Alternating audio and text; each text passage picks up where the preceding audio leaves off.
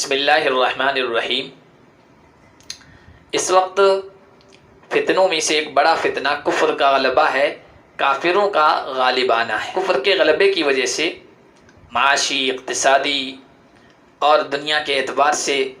اہل اسلام کمزور ہو گئے، اور یہ غلبہ خود ہماری کوتاہی کی وجہ سے۔ ہم نے انفرادی اور اجتماعی طور پر اپنی ذمہ داری نہیں نبھائی، اس کی انجام دینے میں کوتاہی اور غفلت برتی، جس کی وجہ سے یہ غلبہ ہوا ہے۔ غزوہ احد میں جب کافروں کو غلبہ ہوا اور اہل اسلام کو نقصان پہنچا تو بعض صحابہ کے دماغ میں یہ بات آئی اور انہوں نے کہا کہ یہ کیسا ہوا؟ کیا ہم سچ پر نہیں؟ کیا ہم حق پر نہیں؟ کیا ہمارا دین صحیح نہیں ہے؟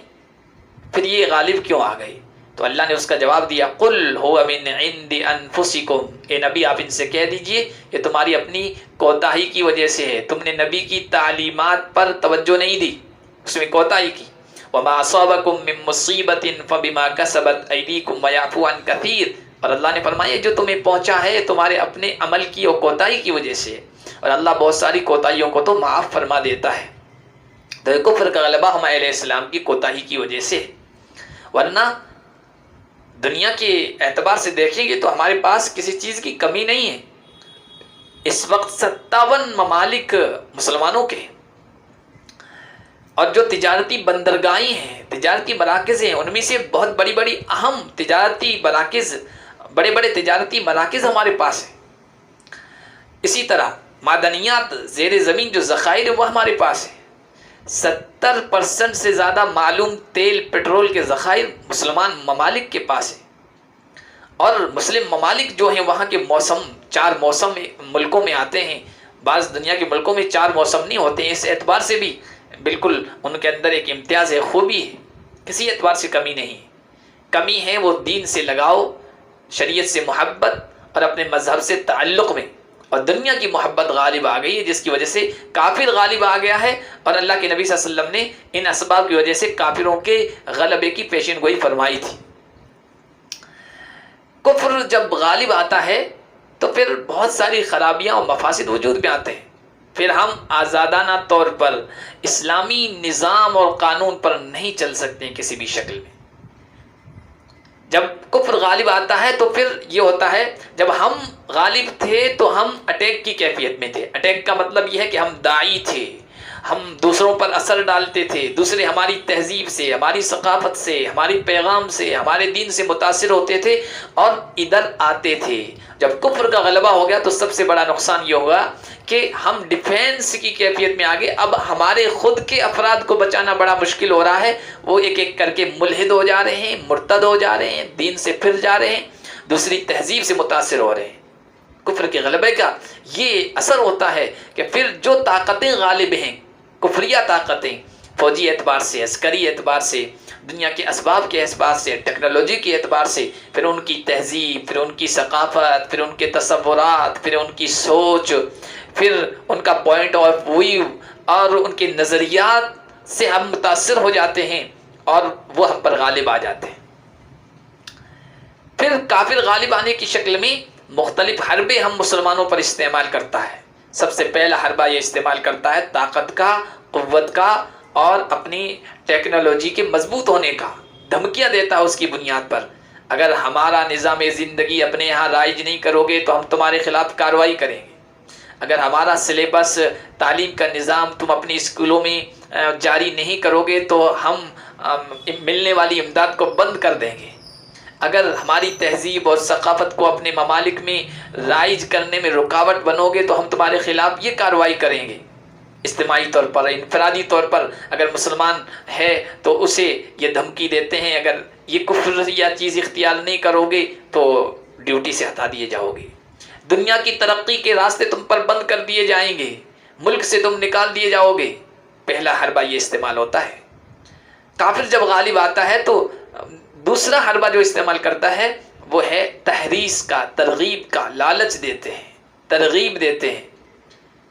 یہ چیز اختیار کر لو گے، ہماری تہذیب و ثقافت، شرکیہ چیزیں، کفریہ چیزیں، تو تمہیں ترقی مل جائے گی، عہدہ مل جائے گا، تمہاری ڈیوٹی لگ جائے گی، سرکاری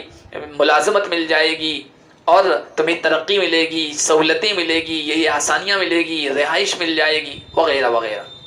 تیسرا حربہ جو وہ استعمال کرتا ہے اپنے غالب آنے کی شکل میں، وہ ہوتا ہے کہ اسلام کی بنیادی جو چیزیں ہیں، بنیادی جو تصورات ہیں، بنیادی جو عقیدے ہیں، جسے ہم ایمان کہتے ہیں اور ایمان کی اہم چیزیں کہتے ہیں، ان کے سلسلے میں غیر شعوری طور پر، غیر محسوس انداز سے مسلمانوں کو متاثر کرتے ہیں اور شک میں ڈال دیتے ہیں، کنفیوژن میں مبتلا کر دیتے ہیں۔ کفر جب غالب آتا ہے تو اپنی ٹیکنالوجی، اپنے ذرائع، اپنے اسباب ابلاغ استعمال کر کے مسلم سوسائٹیوں میں، مسلم ممالک میں اور مسلم افراد میں، مسلم جماعتوں میں یہ ذہن بنانے کی کوشش کرتے ہیں، جس کی وجہ سے ذہنی طور پر ہم مرتد ہو جاتے ہیں، ہمارا نوجوان مرتد ہو جاتا ہے، ہمارا عام انسان مرتد ہو جاتا ہے، اور وہ بنیادی چیزیں جس پر صدیوں سے ایمان تھا، ہمارے تصورات تھے، وہ کمزور ہو جاتے ہیں اور انسان شک میں، کنفیوژن میں مبتلا ہو جاتا ہے۔ اور ایمان نام ہے یقین کا، اور ذرا سا بھی شک آیا تو ایمان رخصت ہو جاتا ہے۔ پھر ایک عام انسان یہ سوچنے لگتا ہے کہ یہ جو ایمان کی باتیں بتائی جاتی ہے کہ قیامت قائم ہوگی، یہ برپا ہوگی بھی یا نہیں، قبر کے معاملات ہوتے بھی یا نہیں، اور نامہ اعمال تیار ہوتا ہے بھی یا نہیں، ہمارے اعمال محفوظ ہو رہے ہیں کیا، یہ صحیح بات ہے اور اس کا بدلہ ملے گا، اس طرح کی شکوک و شبہات میں بنیادی چیزوں کے بارے میں مبتلا ہو جاتا ہے۔ یہ ان کا حربہ ہوتا ہے۔ اور چوتھا حربہ جو ان کا ہے وہ یہ ہوتا ہے کہ اہل اسلام کو لہو و لعب میں، کھیل تماشوں میں، بیکار کی چیزوں میں مشغول کر دیا جائے، اتنا مشغول اور منہمک کر دیا جائے، پھر انہیں نماز، پھر انہیں اپنی دین کی باتیں، پھر اپنے اہل و عیال سے بھی ان کو غافل کر دیا جائے، اپنی ذمہ داریوں سے غافل کر دیا جائے، اور اتنا منہمک اس میں کر دیا جائے کہ دین کے بارے میں سوچنے، دین کا پیغام انسانیت تک پہنچانے، اللہ کی توحید کا پیغام دنیا میں پھیلانے کے بارے میں وہ سوچ ہی نہ سکے۔ اور پانچواں جو حربہ وہ استعمال کرتا ہے وہ یہ کرتا ہے کہ مسلمانوں کی ایمان کی بنیاد جو ہے وہ ہے قرآن، اور ان میں جو ایک نبی پاک صلی اللہ علیہ وسلم سے جو محبت ہے، اپنے دین سے جو محبت ہے اور ایمان کا جو جذبہ ہے، وہ قرآن سے رشتے کی وجہ سے، تعلق کی وجہ سے اور مضبوطی کی وجہ سے قرآن سے ان کو دور کر دیا جائے۔ اسی لیے یہودیوں کا جو پروٹوکول ہے اس میں ایک بات یہ بھی انہوں نے لکھی ہے کہ اگر تم پوری دنیا میں اپنے غلبے کا خواب دیکھنا چاہتے ہو، غلبہ دیکھنا چاہتے ہو، تو مسلمانوں کو قرآن سے اور قرآن کے صحیح مفہوم، صحیح سمجھ سے دور کر دیا جائے، تمہارے لیے غلبہ آسان ہو جائے گا۔ یہ حربے وہ استعمال کرتے ہیں۔ اب ہمیں کیا کرنا ہے اس فتنے کے مقابلے کے لیے؟ سب سے پہلا کام ہمارا انفرادی ہے، ہم میں سے ہر ایک اپنا جائزہ لے، اپنے بارے میں سوچے کہ میں انفرادی طور پر، اپنے طور پر کتنا دین پر عمل کر رہا ہوں، اور دوسری بات یہ کہ اپنے دین کے سلسلے میں میں کتنا وقت دے رہا ہوں، کتنا مال استعمال کر رہا ہوں، اپنی جان کتنی صرف کر رہا ہوں، اور دین کے اور اللہ کے پیغام کو انسانیت پہنچانے کے لیے میں اپنی محنت کتنی کر رہا ہوں، ہماری طرف سے کیا کوشش ہے، کیونکہ یہ دین صرف مولویوں کا نہیں ہے، یہ دین صرف محمد اور ان کے صحابہ کا نہیں ہے، یہ دین ہمارا ہے، امانتاً ہمیں ملا ہے، اور یہ امانت اگلی نسل تک صحیح انداز سے پہنچانا یہ ہم میں سے ہر ایک کی ذمہ داری ہے، ہر امتی کی ذمہ داری ہے۔ دوسری چیز ہے انفرادی طور پر ہم اپنی ذمہ داری کا احساس کریں، اور اس کے لیے کوشش کریں کہ افراد سازی کریں،